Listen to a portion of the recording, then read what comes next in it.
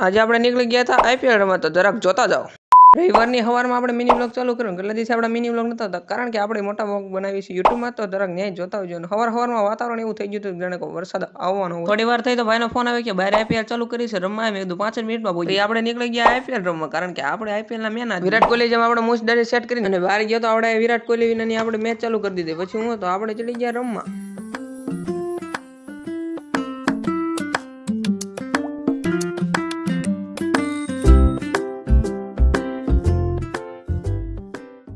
થોડી વાર થી તો આપણે દડો નાખી દીધો MS ધોનીએ. પછી હું તો આપણે રમવાનું કર્યું બંધ. થોડીક વાર થઈ તો MS ધોની વટી ઠેકીને દડો લઈ આવ્યો. પછી આપણે પાછું કરી દીધું રમવાનું ચાલુ.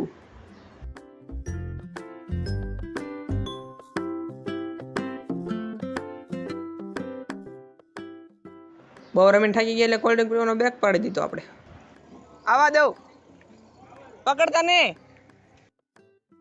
ઘણા દિવસ પછી આપણી આખી મંડળી ભેગી થઈ એટલે ગામમાં તો બોલા દીધી આપણે બાકાજી કે કોઈને હોવા ન દીધા તળિયાના ભાઈ. દડો ગરમ પડ્યો એટલે હામાં બોલા દીધી બાકાજી, કારણ કે હાથમાં તો પકડાય નહીં.